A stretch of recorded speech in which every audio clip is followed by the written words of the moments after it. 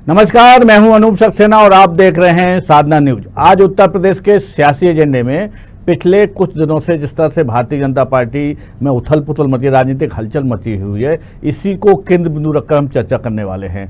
UP विधानसभा चुनाव से पहले सरकार में बैठी भारतीय जनता पार्टी हर मोर्चे पर अपने आप को मजबूत बनाने में जुट गई है। ब्राह्मण वोट को साधने जहां ब्यूरोक्रेसी से लेकर सियासत तक कई बड़े निर्णय लिए गए हैं, तो अब जिला पंचायतों की अध्यक्षों की कुर्सी के लक्ष्य के भी तय कर दिया गया है। पहले विधानसभा चुनाव के लिए अब की बार 300 पार का नारा दिया गया था और अब मिशन 65 के लिए मंत्री और कद्दावर नेताओं को जिला पंचायतों की जिम्मेदारी सौंपी गई है। कहा जा रहा है कि पंचायतों में अपने समर्थकों को अध्यक्ष बनाकर भारतीय जनता पार्टी विधानसभा चुनाव से पहले मनोवैज्ञानिक लाभ लेना चाहती है।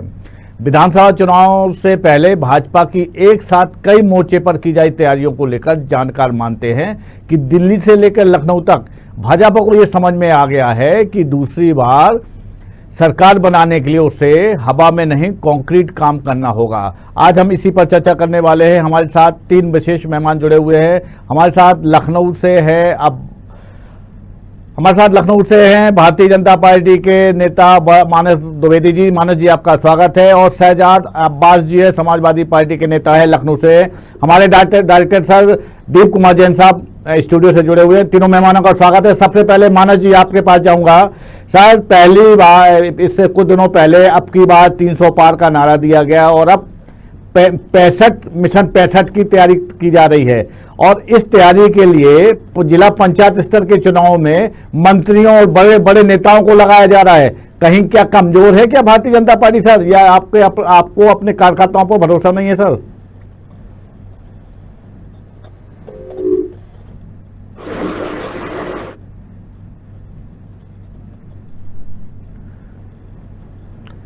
मानस जी, आपकी आवाज नहीं आ रही है। आ रही आवाज? हाँ जी जी, बोलिए। अनूप जी, सबसे पहले मैं आपको ये बतला दूं, Bharatiya Janata party cadre base party है। भारतीय जनता पार्टी में चाहे माननीय प्रधानमंत्री नरेंद्र मोदी जी हो, भारतीय जनता पार्टी के राष्ट्रीय अध्यक्ष आदरणीय जेपी नड्डा जी हो, या अन्य कोई शीर्ष नेता हो, हर नेता सर्वप्रथम कार्यकर्ता है और कार्यकर्ता की दृष्टि से काम करता है।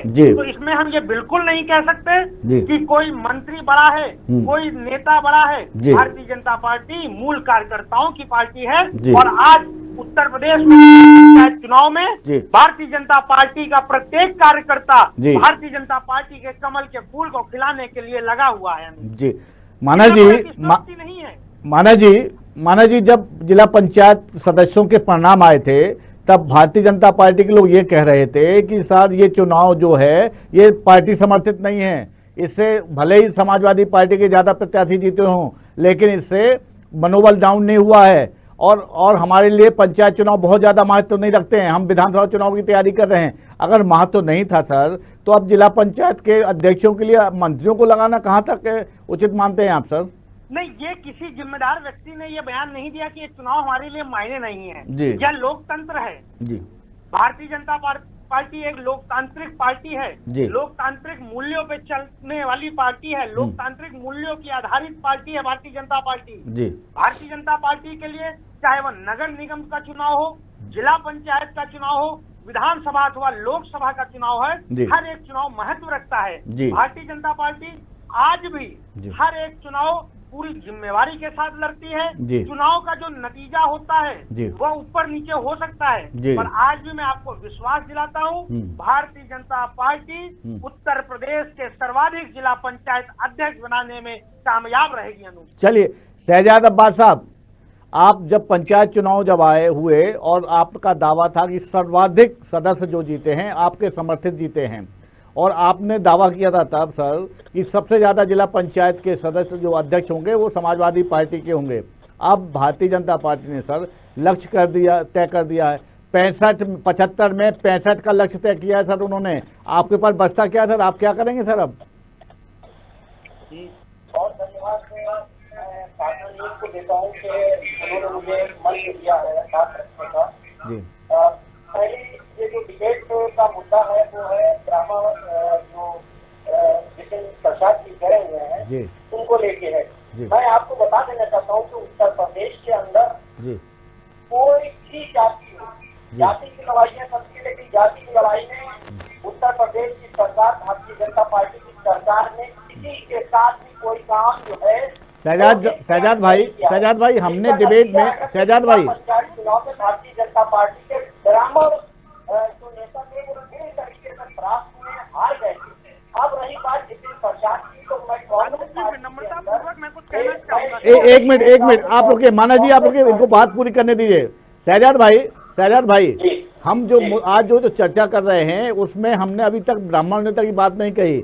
मेरा सवाल सीधे ये है कि जब जिला पंचायत के चुनाव हुए थे तब आपने कहा था कि आपके सर्वाधिक समर्थित प्रत्याशी जीते हैं सदस्य, जिला पंचायत सदस्य, और आपने दावा किया था कि सूबे में ज्यादा से ज्यादा जिला पंचायत के अध्यक्ष की कुर्सी समाजवादी पार्टी के पास रहेंगी। अब जब भारतीय जनता पार्टी ने लक्ष्य तय कर दिया 65 का, यानी 75 में 65 सीटें भारतीय जनता पार्टी का दावा है कि वो उनके अध्यक्ष बनेंगे, तो आपके पास बचा क्या सर? देखिए, ये तो समय बताएगा कि क्या बचा है। अभी हमने जिला पंचायत के जो चुनाव हुए तो उसके अंदर सार्वजनिक सीटें जीतकर हमने जो है वो पंजाब समाजवादी पार्टी का फहराया है। लेकिन भारतीय जनता पार्टी इस तरीके से घबरा ये है कि वो ब्राह्मणों के अपने हित में करने की कोशिश कर रही है।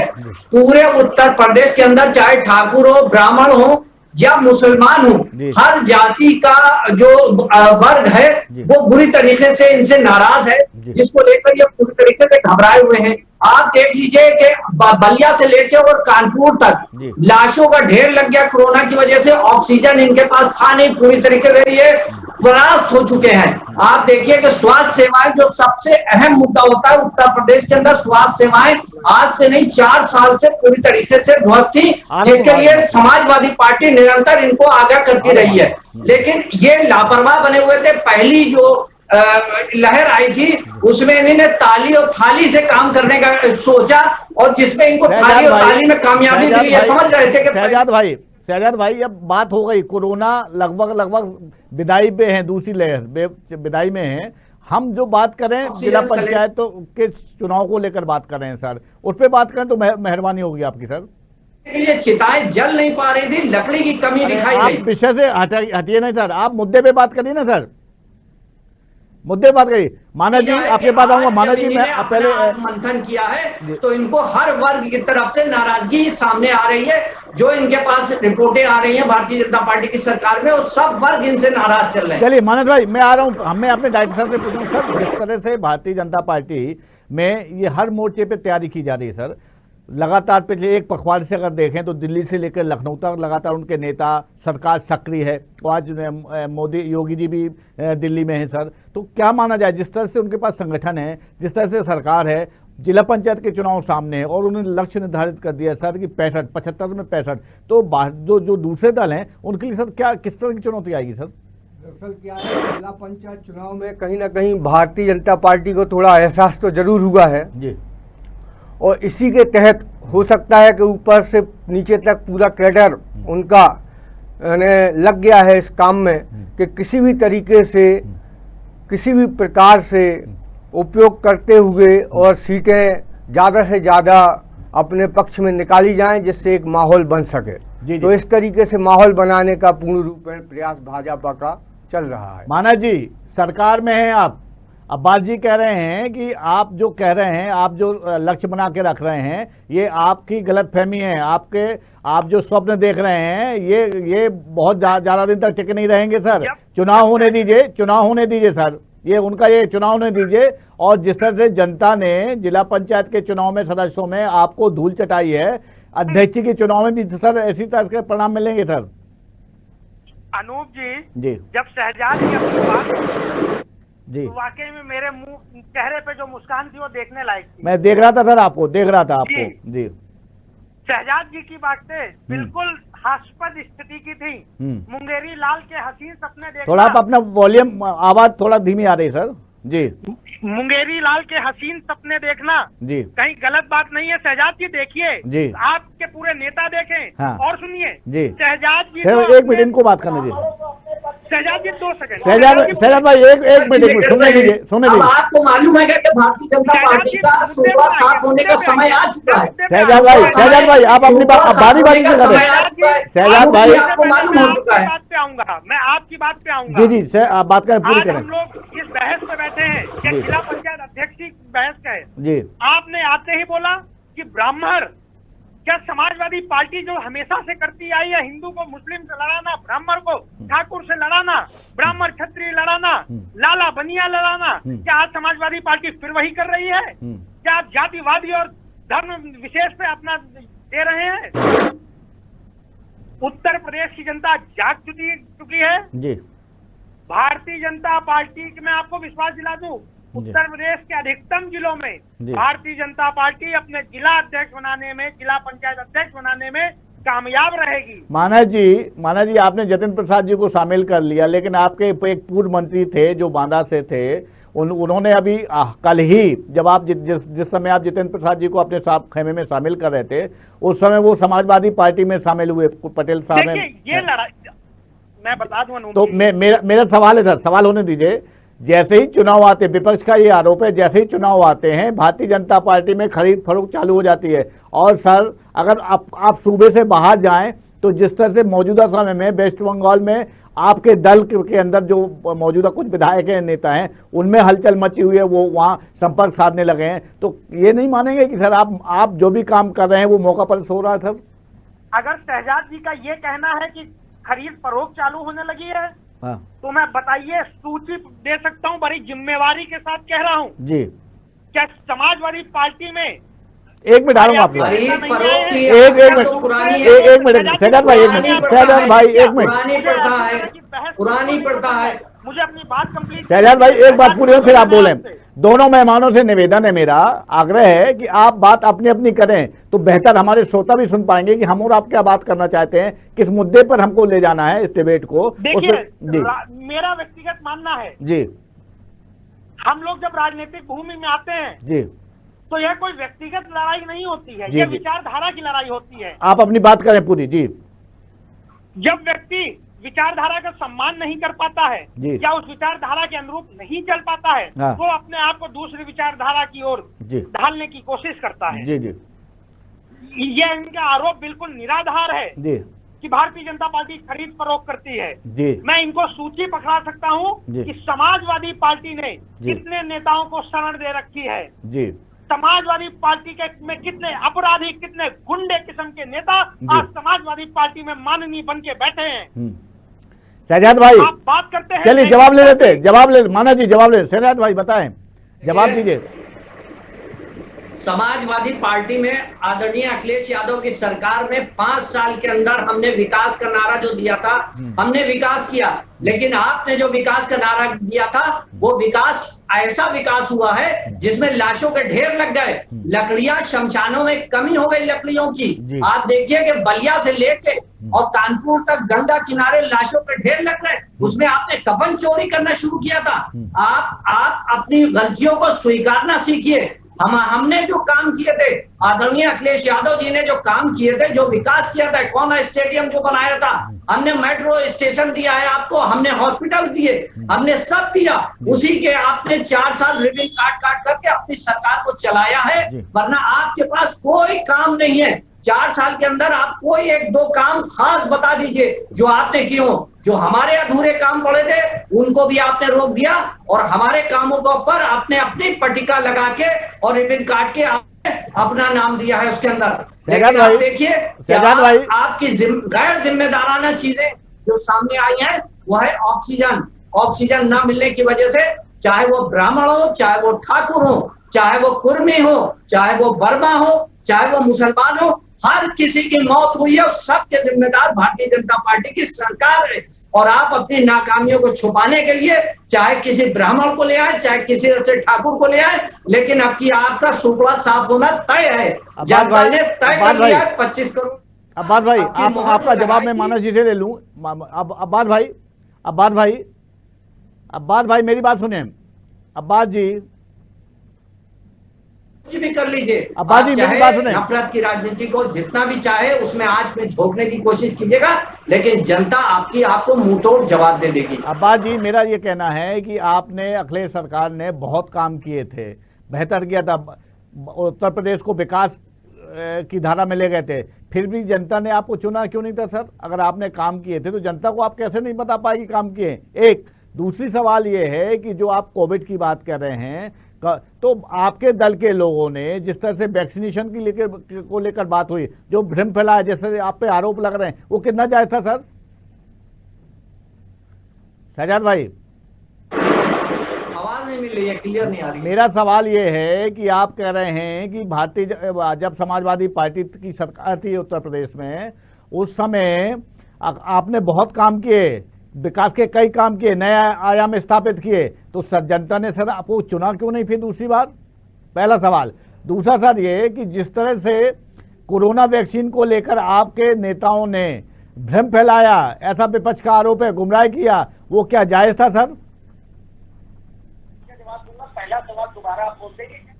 पहला सवाल मेरा ये है सर कि जिस तरह आपने कहा कि विकास के काम अखिलेश सरकार ने किए थे और कई आयाम स्थापित किए थे, अगर सर ये ऐसा था तो दूसरी बार उत्तर प्रदेश की रियाया ने, उत्तर प्रदेश की जनता ने आपको क्यों नहीं सरकार पे आने दिया सर?